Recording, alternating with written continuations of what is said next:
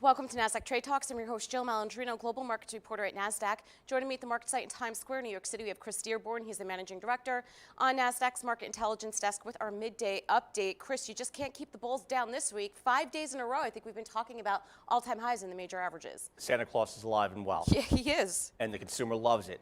I mean, look at today's economic data. It confirms that the consumer is absolutely the bull behind this market. You had great numbers in third quarter GDP, came in higher than, right in line with expectations. Personal income increased. Personal spending is at an all-time high since May. And with that, you look at the University of Michigan Index of Consumer Sentiment, also higher. All of that bodes very well for the consumer discretionary space. We have a nice chart on that in a few minutes. Actually, let's pull up that chart because we love it when price action confirms what's happening with the fundamentals. So we're even higher than today. So what you're looking at here is the S&P 500 consumer discretionary, and you have a very good parameter of consumer spend, companies that are kind of in tune with that, and also very macro heavy. What you're looking at here is companies that have been very negatively impacted by the trade talks, the threat thereof of pulling back, and now that that phase one deal is looking to be signed in January, this sector is off to the races. You have a very deep dip here back in August, a nice bull move. Consumer discretionary and tech were the big leaders for the last 2 years.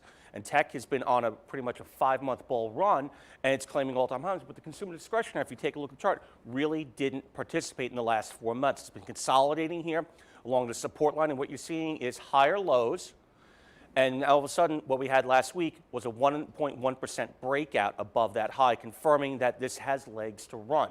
Today, we're trading even higher, and with the news today on the economic data, confirms this chart that there is going to be higher highs for this sector.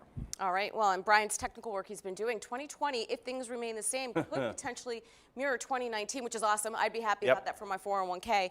Moving along, let's take a look at the broader market. We have the S&P 500. S&P 500 broke out above 3,200 yesterday for all-time high. We're higher again today at 3,220. Again, confirming that the S&P is the leader if you're looking for large cap names in the space. These higher highs have continued across the board. We're up over 29% for the year in the S&P. All the major indexes are doing very well.